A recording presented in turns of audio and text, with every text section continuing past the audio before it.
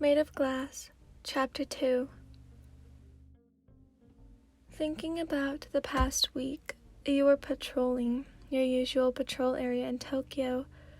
Livy was a few blocks away in case something went down and you needed time to get to follow up.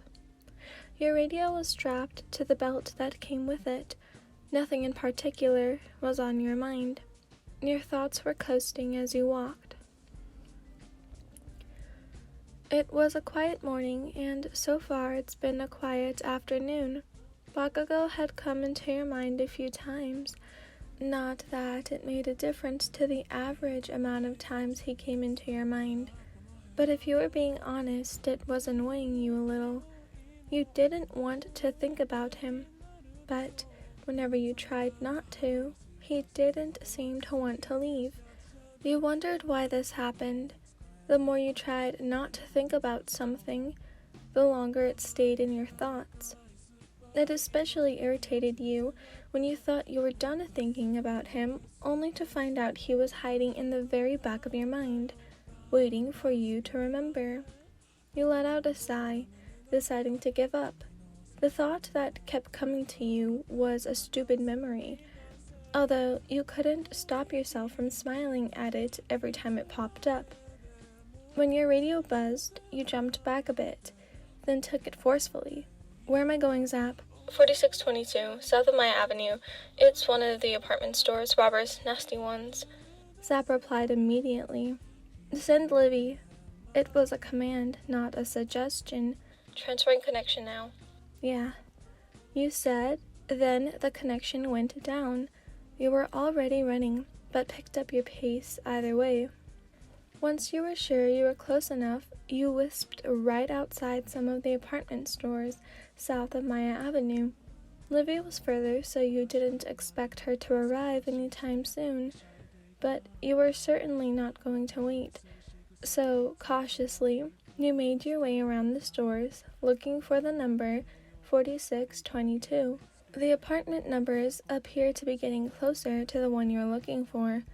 4619, 4620, you mumble.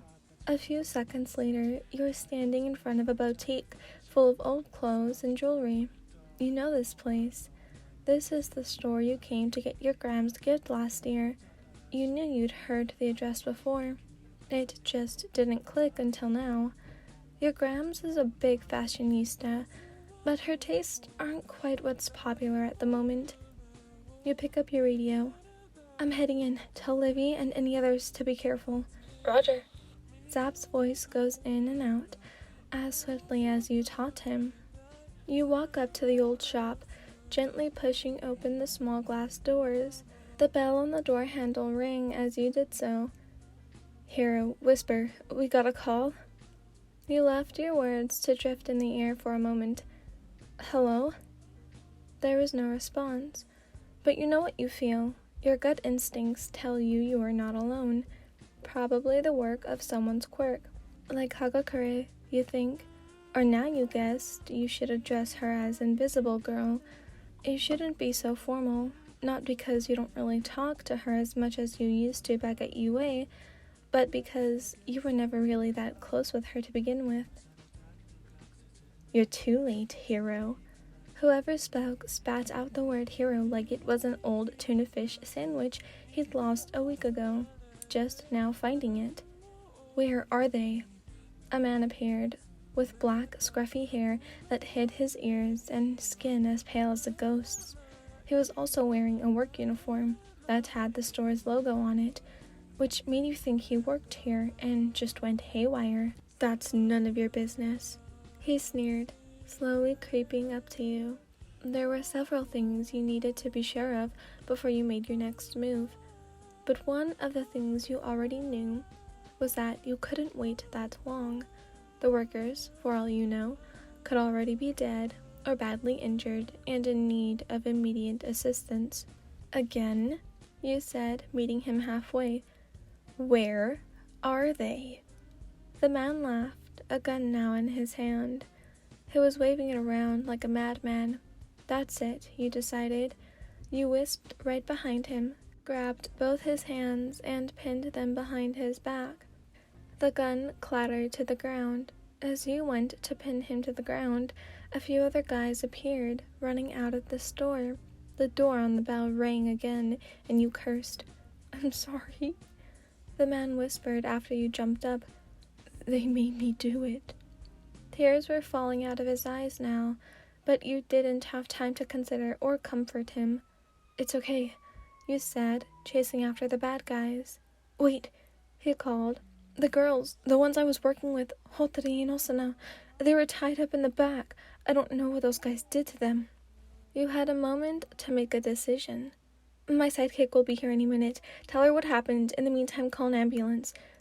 Then you ran. You whisked to the rooftops. The guys had to have at least half a mile on you, but you would catch them regardless. "There," you whisper, but it came out as a gasp. The familiar group of guys was shuffling the duffel bags they had on into a black van. You wisped. You were by the group of guys in seconds. They were obviously not expecting anyone to find them. You were just glad you could avoid getting any pedestrians mixed up in this. "Get them," the main guy, you guessed, yelled, still putting the duffel bags in the car. One came at you. He had a terrible mole on his lip, and he threw a punch. You dodged, but at the same time, used him as a bowling ball. Your hand was gripped perfectly around his wrist. His fist opened, mimicking his mouth as he saw the action before it happened.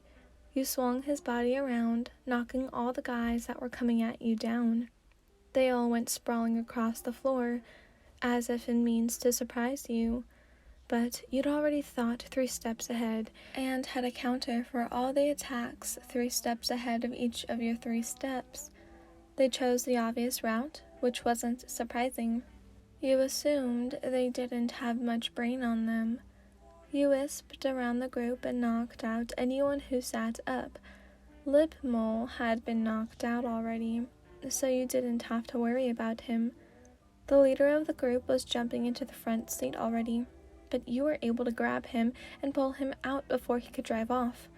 As you did this, you did a mini scan of the vehicle. You gasped. There was a small child in the car. She couldn't be more than 7. The getaway driver saw you notice her, and he made a choice. He drove off, leaving every single one of his comrades behind. You wanted to go after them, but Livy was already running toward you with 2 police cars hot on her trail. She was waving frantically. "You caught them?" She smiled excitedly, her pink hair contrasting her green bodysuit. You looked up at her and smiled, but it was forced. "I knew you would." She, thankfully, didn't notice. "Whisper?" It was a damned reporter. "Can you explain what happened here?"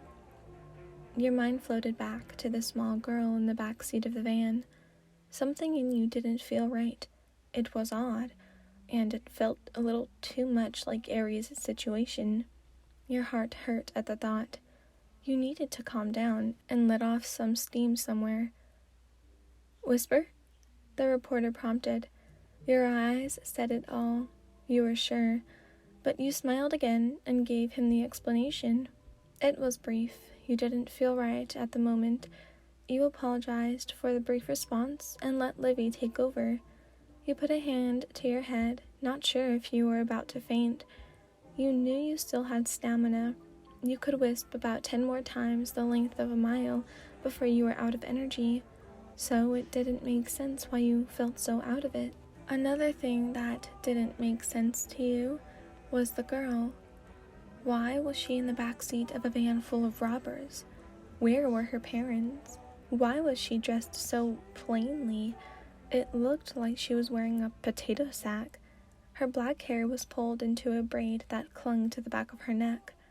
And her face, you thought with agony. Her face looked like something out of a horror film. It just didn't fit. You were sitting on a bench near the place where you'd fought the robbers. They were all being taken care of now, but Livy was still talking to the reporter. One leg was dangling and one was folded into yourself. You were looking down, biting your lip, trying to make it all make some kind of sense, because there was an obvious logic missing. You couldn't figure it out what it was, though. It was pissing you off the more you thought about it. There was a sound of footsteps in the distance, but you shrugged them off as the people around you, although they were getting closer and your bench was in somewhat of a secluded area. Eventually, a pair of shoes found its way into your vision. You saw them, and as clear as day, knew who they belonged to, as soon as you registered what they were. Ground Zero. You sigh. "I need to talk to you," he said in a whisper. "How did you find me? Don't you have patrol today?" He ignored your sarcastic quips and pulled you up by the arm. "Still aggressive, I see." You huffed. "The family finally gave us a description," was all he said, but it was enough to make you stop walking. "Shut up." He shook his head and you saw it, his lovely red eyes and the anger radiating behind them. "Like, airy?" You mumbled after a few minutes of walking in pure silence. Ground Zero took a breath, closed his eyes, and breathed the wobbly, "Yeah, my gods." Your voice quivered. Once you were in his hero office, you both started working as quickly as you could. Since his sudden appearance at your hero office last week, the only communication you'd had with him was via email. You'd had some time to think about how you were going to ask him about the photo, but now was clearly not the time. Besides, you had a gut-wrenching feeling the girl you were looking for was the girl in that van. You choked before asking, "Does she have black hair?" "You have the description. Read it yourself." His voice was quieter than you had ever heard it. It scared you, not only how he was acting about this case, but also the fact that this little girl's life rested on your shoulders. Trying to keep your hand steady, you lifted the paper. Ethnicity, East Asian, meaning Japanese, you thought. Eye color, mauve, purple. Gods, please no. You didn't think you could finish the last traits. Hair length, long, past the shoulders, may have been cut or braided. Another thought. Hair color. You braced yourself for this one. Hair color, black. You felt like screaming. You slammed the paper on Ground Zero's desk, standing up abruptly. He looked up from his laptop, a questioning gaze clouding his eyes while tears built in yours. You couldn't handle this. If that girl didn't make it back to her parents alive or at all, you'd blame yourself for the rest of your life. You couldn't deal with this. You needed something, anything to get your mind off this. You needed a drink is what you needed. From your peripheral, you saw Ground Zero had a fridge in here, behind his desk, directly to the left of him. You walked around to his side of the desk, past him, and opened the mini fridge, causing Ground Zero to finally say something. "What the hell are you doing?" He sounded loud, but not angry. You couldn't help but chuckle a little at the irony. "You must have a drink in here somewhere," you said, scouring the tiny shelves. "Ah!" Your sad smile was only alive for a brief moment before it disappeared down a bottle. It was the only alcoholic beverage Ground Zero, Bakugo, had in the fridge, which was a little surprising. To you, Bakugo seemed like the type to get into alcohol. Not addicted, obviously, but like how you drank wine every time you needed to stay in the office late. Sometimes you went with coffee, but most times you left that for the mornings. Wine tasted better at night anyway. The thing Bakugo, Ground Zero, had in his fridge right now tasted nothing of the sort. You still drank it though. "What the hell?" Ground Zero asked again, standing and ripping the bottle from your hand. "What has gotten into you?" He sounded a little mad now, but you guessed that was just his usual tone. It was for the Bakugo you used to know. "That girl?" You motioned toward all the work you two had been doing on his desk. "I think I saw her today." "What?" He left out the hell this time, which was nice of him, but you didn't register anything else because you began to have a full-on breakdown. If we don't find that girl... You covered your eyes with your hands, too ashamed to look at anything but emptiness. It'll be all my fault. Ground Zero must have understood the situation a little better now, but if he didn't say anything about it. I just need a drink, okay? You were breathing hard now, trying to figure out how you were going to get this girl home safely. I need to. In one swift motion, Ground Zero, Bakugo, swept you up, his back leaning against his desk and you leaning against him, his arms caging you, not like a prison, but like he was protecting you from some unknown danger. You shuddered at the feeling of his body against yours.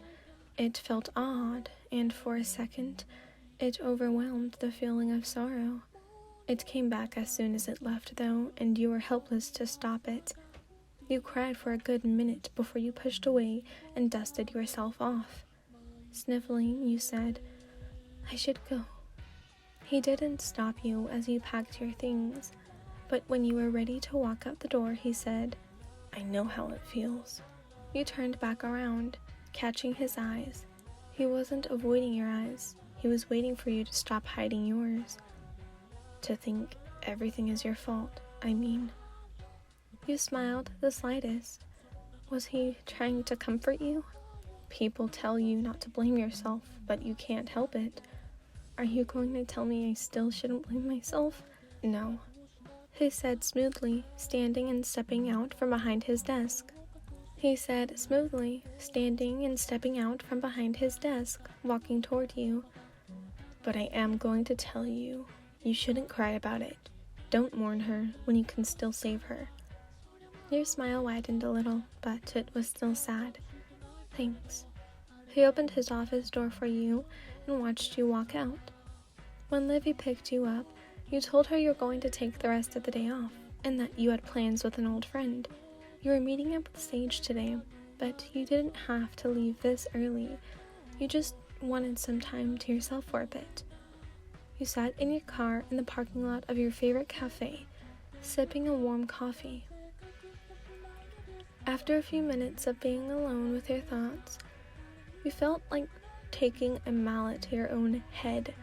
How could you have let such an opportunity pass? Why didn't you ask him about the photo? Ugh, you were so annoyed at yourself. You threw up your mirror and huffed, although there was one thought that bothered you more than the rest. The fact that you were essentially having a mental breakdown in his arms. How protected and secure his arms wrapped around you made you feel. You might have thought he was just being nice or didn't know what else to do in that situation if it weren't for your history. And because he isn't Shoto. You didn't like how comfortable you felt. And you didn't like how swiftly he jumped into action. After what he did to you, he didn't deserve anything of the sort. Your mood soured just by thinking about it. Back then, he went as far as lying to your face and then accusing you of that same thing.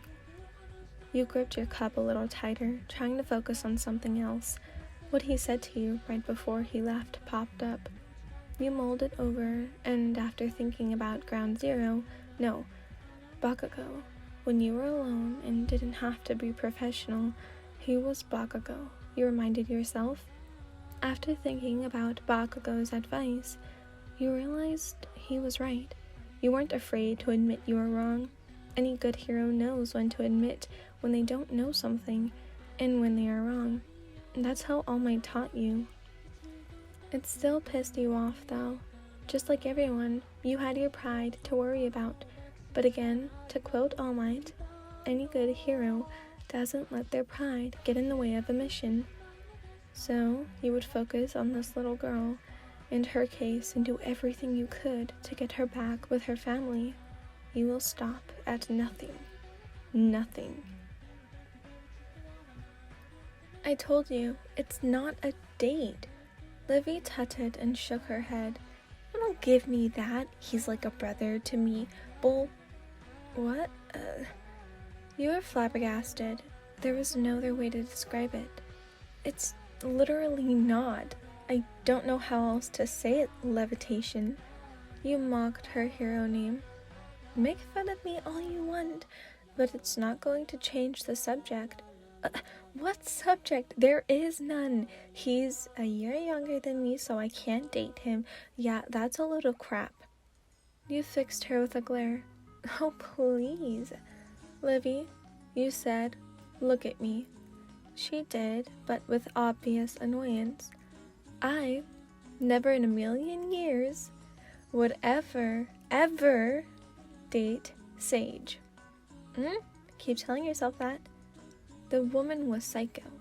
You had your suspicions, but you were sure of it now. Just put this on. That is way too fancy. We're just going to a small diner. And, as I've said, it's a hangout, not a date. Livy, he's a friend. She huffed and finally gave up. Whatever you say. Thank you. You tugged on your brown coat and headed out of your room toward your car. Lock the door when you leave, you shouted as you searched your coat pocket for your keys. You said you'd meet him there, like you had when you met up for coffee last week. You'd been so busy, you'd rarely responded to any of his messages.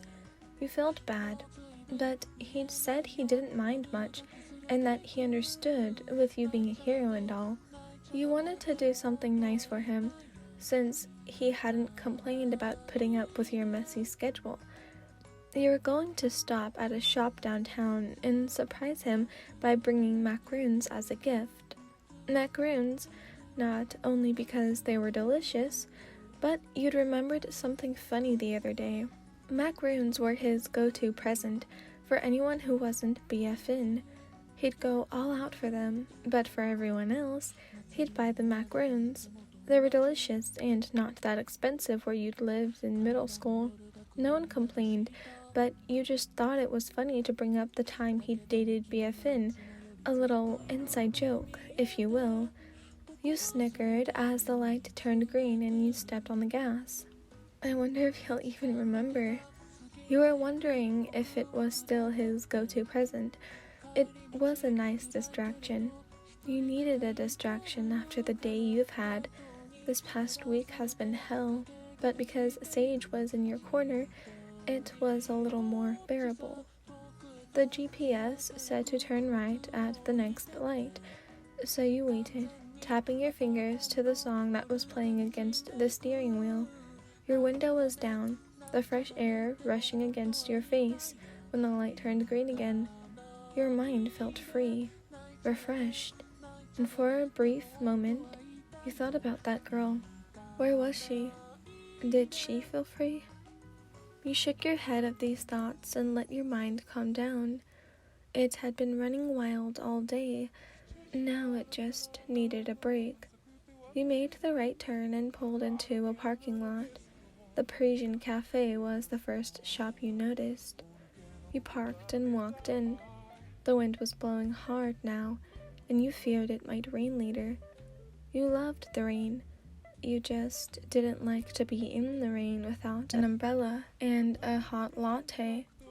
Shivering, you pulled your coat tighter around you and mentally smacked yourself for not bringing or leaving a scarf in your car.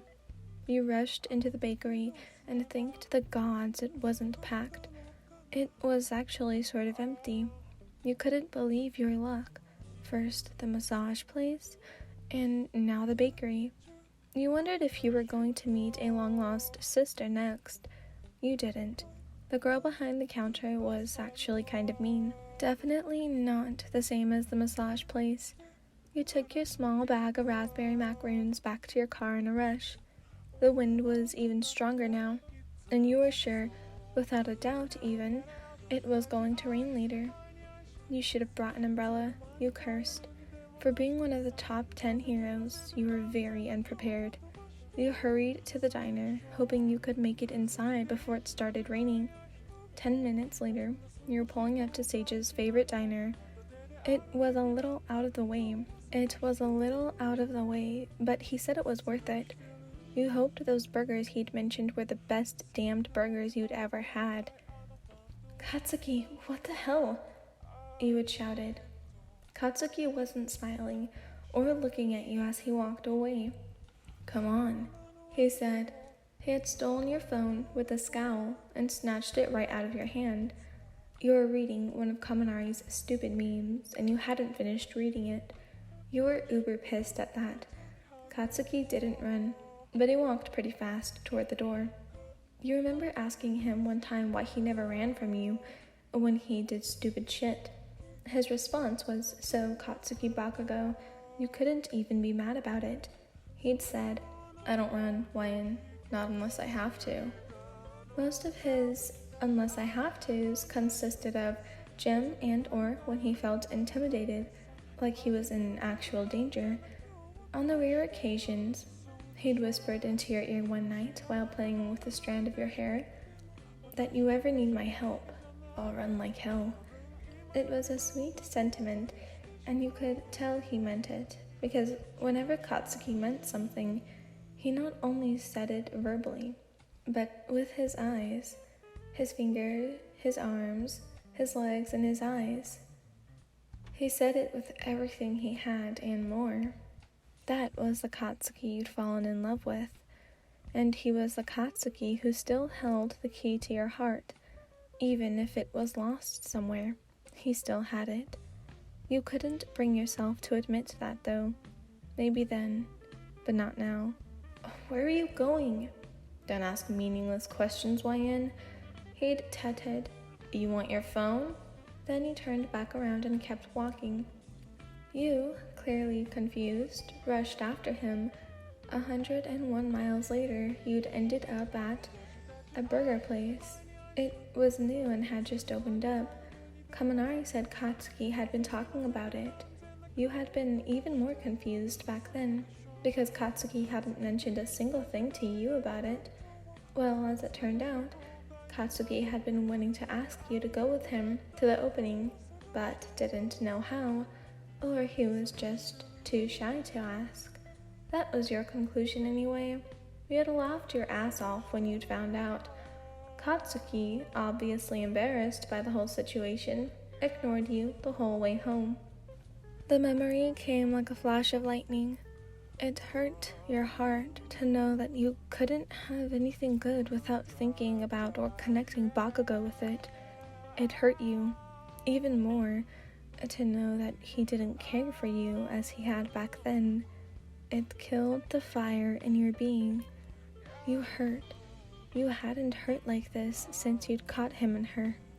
Since he'd accused you of that very same act with one of your closest friends. Since you both agreed to walk away. It was painful. You didn't register the tears until you heard the car behind you honking. You started out of your daze, hitting the gas as you wiped away the tears. You hated yourself for betraying the promise you had made to yourself all that time ago. You would never shed another tear because of Katsuki Bakugo ever again. You laughed at the irony, because it seemed the only reason you ever did cry was because of him. You pulled into the small parking lot. Across the street was a park you'd heard of, but never seen. It was quiet, and it seemed no one was really present. If you had to describe it, there was only one word you could think of: dead. It was a little eerie, and you shivered as you tried to get into the diner as quickly as you possibly could. You stepped inside, rubbing your hands together, then blowing on them. The woman behind the check-in counter smiled, although looking around you assumed you didn't need a reservation. Are you waiting for someone? She asked. You nodded. Yeah, they should be here any minute. You pulled out your phone and sat on one of the couches that were set up in the front. Hey, I'm here. I'm pulling up. Reading the smiley face from his message, well, you supposed you couldn't technically read a smiley face, but that was beside the point. You imagined his mouth turning up in the little smile he always had when he'd see BFN. You smiled and texted back, You better. sending back a smiley face of your own. You clicked out of your messages and clicked on the only game you had on your phone. You were sure 5 seconds hadn't even passed when the double doors of the small diner squeaked open again. Expecting Sage, you smiled and stood. Your smile evaporated as if it had never existed in the first place. In front of you, in regular clothes, stood the pro hero Pinky, although you knew her by another name, Mina Ashido, the only other person you hated as much as Katsuki Bakugo. Your wide eyes turned to slits as her eyes found yours. A few people stumbled in behind her, confused as to why she had stopped moving. Her smile had disappeared just as quickly as yours had, although, unlike you, she wasn't glaring at you. In fact, she tried a small smile, but you sat back down and clicked on your game again, ignoring her very being. The people behind her, you weren't surprised, were Sero Hanta, Kaminari Denki, Eijiro Kirishima, and Katsuki Bakugo. You refused to acknowledge any of them. You knew they noticed you, though. It was an awkward silence as they debated whether or not to say hi. You were thinking, they don't know if this is a happy reunion or an unfortunate one. You made the decision for them as Sage finally arrived. Bakugo's stare was the hardest to avoid. It pierced you, and you knew for a fact you wouldn't be able to face him without some kind of emotion showing, either from your eyes or your mouth, whether it be anger or grief or pain. You just couldn't. Everyone other than Sage remained silent, oblivious to the situation at hand. Your Toto talked, and without hesitation, you talked back. The girl behind the check-in counter sat you two in the middle of the front, where a giant window facing the parking lot sat to the side of you. I swear, you're going to crave the food here once you've tasted it, Sage said, incredibly content. You decided you wanted to be content too, so you made yourself forget who else was in this diner and lived in the moment of you and an old friend, someone who knew you before UA, who knew you as just YN and not YN of UA. It was a breath of fresh air, and you enjoyed it. Well, as much as you could anyway. Though you ignored it, you still knew, and more than that, felt his stare burn into the side of your head. They were seated a few tables away, which you were thankful for. There were only 3 other booths filled when you walked in, but one of the tables was heading out now. A couple, around 60 or 70. You smiled. Sage caught your eye and turned to watch the old couple as well. I want that, Sage said distantly. One day I want that. Without thinking, you replied, me too. He turned his head and your eyes locked. Then you both burst into laughter. It wasn't loud enough to deserve complaint, so imagine your surprise when the waiter on duty came and asked you both to hush down a bit, that some of the other customers had complained. You turned your gaze onto the table of ex-classmates. Sure enough, one was already looking your way. This asshole, you thought. You narrowed your eyes at his scowl, then turned back to Sage. I'll be right back. Actually, I brought you macaroons. I know it's late, but enjoy them. He looked up abruptly, confused, and rightfully so. Wyan, where are you going? The bathroom, was the best you could do. Oh, okay. I'll order for us then. Are you okay with that? You smiled. Yeah, that's fine. Your smile turned vicious as your gaze landed on another